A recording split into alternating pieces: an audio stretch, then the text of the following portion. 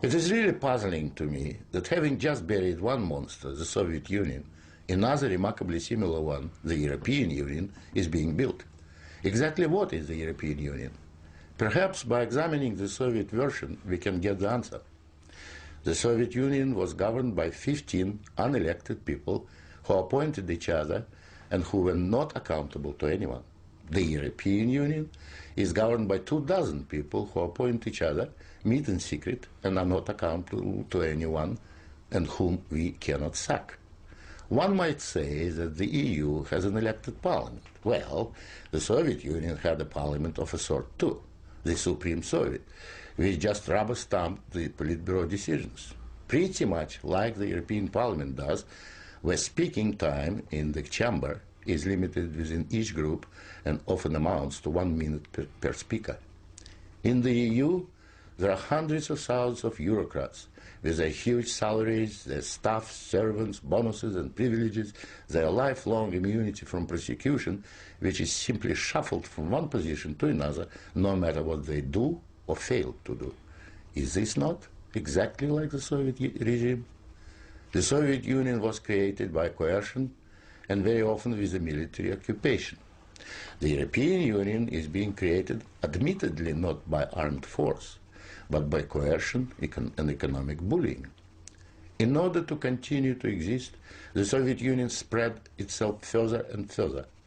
The moment it stopped spreading, it started collapsing. And I suspect the same is true of the European Union. We were told that the purpose of the Soviet Union was to create a new historic entity, the Soviet people, and that we must forget our nationalities, our ethnic traditions and customs. The same seems to be true of the European Union. They don't want you to be British or French, they want you all to be a new historic entity, European, to suppress all your national feelings and live as a multinational community. After 73 years, the same system in the Soviet Union resulted in more ethnic conflict than anywhere in the world. In the Soviet Union, one of the grand purposes was the destruction of the nation-state. And that's exactly what we observe in Europe today. Brussels intends to absorb nation-states so that they should cease to exist. Corruption was built into the Soviet system from top down, and so it is in the EU. The same endemic corruption activity that we saw in the old Soviet Union has flourished in the EU. Those who oppose or expose it are silenced or punished. Nothing changes.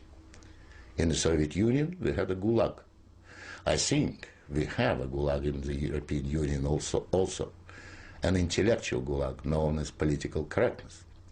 When anyone tries to speak their mind on questions of race or gender, or if their views differ from those approved, they will be ostracized. This is the beginning of the gulag, the beginning of your loss of freedom. In the Soviet Union, they told us we needed a federal state to avoid war. In the European Union, they are telling you exactly the same thing.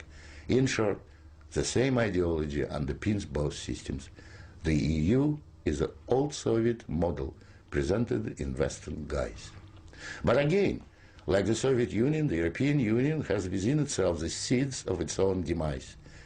Unfortunately, when it collapses, and it will leave immense destruction behind, and we will be left with huge economic and ethnic problems.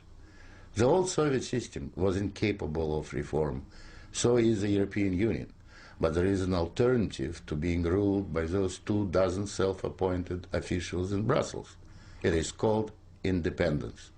You don't have to accept what they have planned for you.